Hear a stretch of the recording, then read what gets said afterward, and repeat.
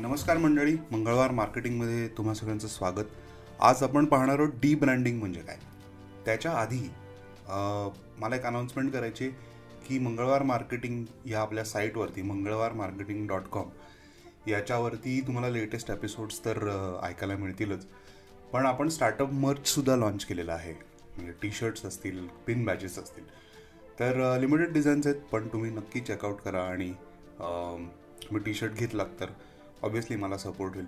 सपोर्टचंच थोडंसं पुढे तुम्हाला एक रिक्वेस्ट करायची होती की जेव्हा तुम्ही एपिसोड ऐकता त्याच्यानंतर तुम्ही मला जर का तिथे रिव्ह्यू शेअर केलात किंवा कॉमेंट शेअर केलीत किंवा लोकांपर्यंत एपिसोड पोहोचवलात तर त्याचा फायदा आपल्या सगळ्या स्टार्टअप मित्रांना तर होईलच आणि आपल्या पॉडकास्टलासुद्धा होईल. आजचा विषय इंटरेस्टिंग आहे. D branding. डी ब्रँडिंग ही सध्या थोडासा बजवर्ड चालू आहे. मोठ्या कंपनीत जर का तुम्ही बघितल्यात तर त्यांचे लोगो सिम्प्लिफाय करतात. उदाहरणार्थ कुठलेही तुम्ही ब्रँड्स घ्या, टाटा मोटर्स असेल, फ्लिपकार्ट असेल, लेन्सकार्ट असेल, रॉयल एनफिल्ड असेल, फोक्सवॅगन असेल, महिंद्रा असेल, या सगळ्यांनी त्यांचे लोगोज जे आहेत जर का तुम्ही आत्ता व्हिज्युअलाइज केलं किंवा जाऊन बघितलं तर यांचे लोगोज जे कॉम्प्लेक्स होते, म्हणजे ज्याला शॅडोज होत्या, ज्याला बेवल्स होत्या. एशियन पेंट्सचं एक्झाम्पल घेऊ आपण. तिकडे एक मुलगा होता ज्याच्या हातात ब्रश होता आणि त्याचे रंग भरपूर सारे रंग होते. तर आता त्यांचा ए आणि पी एवढे दोनच अक्षरांभोवती त्यांनी लोगो ठेवलेला आहे. किंवा महिंद्राचा सुद्धा जर का तुम्ही बघितलं तर 1948 ते 2000 त्यांचा एक लोगो होता ज्याच्यात एक गोल होता आणि असं चाकासारखा होता. 2000 ते 2012 मध्ये त्यांनी एक लोगो वेगळा चेंज केला. 2012 ते 2021 याच्यामध्ये सिम्बॉल नसून फक्त महिंद्रा आणि खाली राईज त्यांनी केलेलं होतं. आणि आता 2021 मध्ये त्यांनी परत युटिलिटी व्हेकल्ससाठी म्हणून तो ॲक्च्युली लोगो आणला आणि आय थिंक XUV 700 तो लोगो त्यांनी इंट्रोड्यूस केला. पण त्याच्यामध्ये तो लोगो जर तुम्ही बघितलात तर किंवा हे कुठलेही डी ब्रँडिंग ॲक्टिव्हिटीज बघितले त्याच्यामध्ये लोगो सिम्प्लिफाय केलेले आहेत, कलर्स खूप सोपे केलेले आहेत, फ्लॅट इमेजेस वापरलेले आहेत. तर आता हे डी ब्रँडिंग करण्यात मागचं कारण काय, तर मोठ्या कंपन्यांना डी ब्रँडिंगमुळे ते एक रिब्रँडिंग ॲक्टिव्हिटीज म्हणतात. डी आणि री याच्यामधला फरक आहे. पण रिब्रँडिंगमध्ये त्यांना काय बेसिकली PR मिळतो, न्यूज होते. ह्या सगळ्या जरी गोष्टी असल्या तरीसुद्धा करंटली पिक्सेल प्रेशर ब्रँड्सवरती आहे.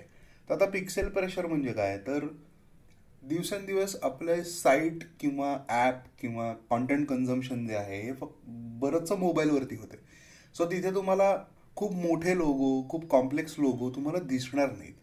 त्यामुळे तुम्ही इंस्टाग्रामचं प्रोफाईल पिक्चर बघा किंवा तुमच्या वेबसाईट जर का मोबाईलवरती कुठली उघडली तर त्याचा लोगो पहा.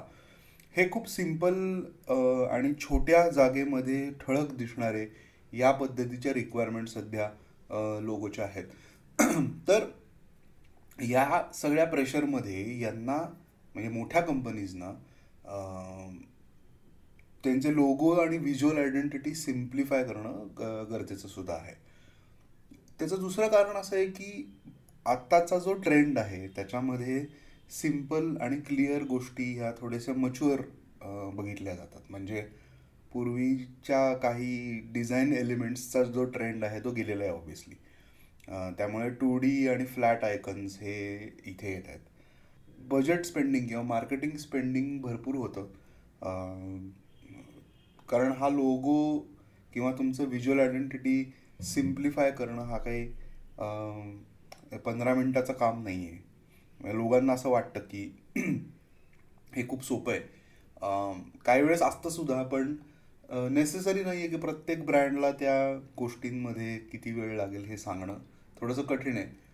पण खूप इंटरेस्टिंग प्रोसेस असते की तुम्हाला बऱ्याच गोष्टी डोक्यात ठेवाव्या लागतात की तुमच्या ऑडियन्सचा जो काय म्हणतात पर्सोना आहे याच्यावरनं तुम्हाला कलर्स ठरवावे लागतात. म्हणजे आता एक स्टार्टअपमध्ये माझ्याकडे आले होते, त्या क्लायंटनी मला बेसिकली असं ब्रीफ दिलं होतं की आमचं आत्ता करंट जे व्हिज्युअल्स आहेत ब्रँडचे, म्हणजे ब्रँडिंग आयडेंटिटी जी आहे ही ब्लॅक आणि व्हाईट या ह्याच्यामध्ये आहे. आणि त्यांचे बरेचसे कस्टमर्स जे आहेत हे इंडियन क्लायंट्स आहेत. त्यांचं वय साधारण 50च्या वरती आहे. आता तिथे काय होतं त्यांना बऱ्याचशा प्रेझेंटेशन्स आणि ह्याच्यामध्ये तो कॉर्पोरेट लुक चांगला वाटतो, पण बऱ्याच त्या लोकांची जी मेंटॅलिटी आहे किंवा माइंडसेट आहे त्याच्यामध्ये ते म्हणतात की अरे हे काळा प्रकार जो आहे ना तो आम्हाला थोडा डिस्कम्फर्ट करतो. म्हणजे आता त्यांच्याबरोबर बिझनेस ते करतात, पण फीडबॅकमध्ये जर का बघितलं तर त्यांना ते काळं अशुभ आपल्याकडे जे थोडंसं मानलं जातं. सो टिपिकली तुमच्या ऑडियन्सच्या पर्सोनानुसार तुम्हाला काही गोष्टी कराव्या लागतील. आता ब्लू कलर जो आहे हा थोडासा कॉर्पोरेटिश किंवा असा बघितला जातो. तर त्यामुळे त्यांना म्हणजे आमचं आता काम चालू आहे बेसिकली त्याच्यावरती की त्यांच्या आयडेंटिटीमध्ये ब्लू कलर कसा आणता येईल. तो काय म्हणतात त्याला खूप किचकटही वाटला पाहिजे नाही, ऑफ पण वाटला पाहिजे नाही, अशा सगळ्या गोष्टी कन्सिडर करून तो प्रिंटिंगमध्ये कसा दिसेल, स्टेशनरी कशी दिसेल, तुमच्या ऑफिसच्या वॉलवरती कसा दिसेल, लोगो तुमचा ॲपवरती कसा दिसेल, वेबसाईटवरती कसा दिसेल, मोबाईलवरती कसा दिसेल, टी शर्टवरती कसा दिसेल, या सगळ्या गोष्टी तुम्हाला विचारात घेऊन हे डी ब्रँडिंग एक्सरसाइज करावा लागतो. आता स्टार्टअप्ससाठी डी ब्रँडिंग किती महत्त्वाचं आहे तर आत्ता ज्या कंपनीचं मी एक्झाम्पल सांगितलं ती we can call that as a startup. So ते 2-3 वर्षांनी हा एक एक्सरसाइज माझ्याबरोबर करतात. पण तुमची नुकतीच कंपनी सुरू झाली आहे किंवा एक दीड वर्षात झालं तर डी ब्रँडिंगचा लोड घेण्यात काही पॉईंट नाही आहे. आपलं ब्रँडिंग आणि प्रोडक्ट सेलिंग किंवा सर्व्हिस सेलिंग हा महत्त्वाचा पार्ट आहे. पण स्टार्टअप्स किंवा फाउंडर्स किंवा डिझायनर्स जे कोणी स्टार्टअप्स बरोबर काम करतात यांनी या ट्रेंडकडे लक्ष देणं गरजेचं आहे. कारण जितकं डिझाईन, जितकं ब्रँड आयडेंटिटी, लोगो हे तुम्ही सिम्प्लिफाईड ठेवाल, क्लिअर ठेवाल, त्यावरून तुमचं करंट मार्केटमधलं जे ब्रँडिंग होणार आहे हे अप टू द मार्क असणार आहे. किंवा मी असं सजेस्ट करीन की जे लोक आत्ता लोगो बनवायच्या प्रोसेसमध्ये आहेत आणि ते हा जर पॉडकास्ट किंवा हा एपिसोड ऐकत असतील तर त्यांनी सिम्पल लोगो, फार त्याच्यामध्ये कॉम्प्लेक्सिटी नसणं, एकच कलर ठेवणं, किंवा तुम्ही जर बघितलं असेल तर मोबाईलसाठी वेगळा लोगो असतो, ओव्हरऑल ब्रँडिंगसाठी वेगळा. म्हणजे रॉयल एनफिल्डचं जर का तुम्ही एक्झाम्पल बघितलं तर रॉयल एनफिल्डनी सुद्धा लोगो चेंजेस केलेले आहेत. आय थिंक 13-16 कधीतरी 16-17 साली. पण त्याच्यामध्ये एक त्यांचा गोल आणि RE असा तो जो एक सिम्बॉल आहे तो ते सिम्बॉल म्हणून वापरतात. म्हणजे की चेन असेल, एनफिल्डवरती पण बऱ्याचदा तो दिसतो तुम्हाला, म्हणजे बाईकवरती किंवा त्यांच्या मर्चवरती तुम्हाला दिसतो तो. आणि एक रॉयल एनफिल्ड असा टेक्स्टमध्ये लिहिलेला पण लोगो आहे. पण पूर्वीचा त्यांचा लोगो होता तो कॉम्प्लेक्स होता. सो ह्या सगळ्या गोष्टींमध्ये स्टार्टअप्सनी तुम्ही किंवा आपण स्टार्टअप्सनी हे लक्षात ठेवलं पाहिजे की आत्ता जर तुम्ही बनवत असाल लोगो तर तो सिम्पल ठेवा, करंट ट्रेंडनुसार तो जाऊ दे. आणि बेसिकली जितका सिम्पल लोगो असेल तितका पटकन तो लक्षात राहतो. लोकांना फार कष्ट घ्यायला लागत नाही टू रिकलेक्ट की हा कुठे पाहिला आहे लोगो.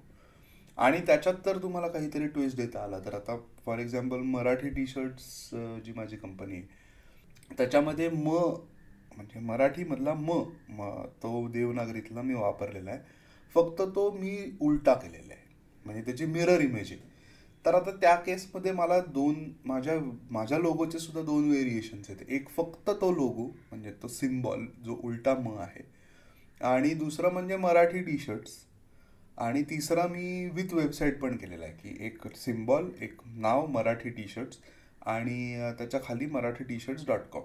सो असे 3 माझे लोगोचे व्हेरिएशन्स आहेत. त्याच्यात एक व्हेरिएशन कुठलं येतं तर ब्लॅक अँड व्हाईट म्हणजे रिव्हर्स. सो आत्ता माझे 2 ते व्हर्जन्स आहेत. आणि त्याच्यात सुद्धा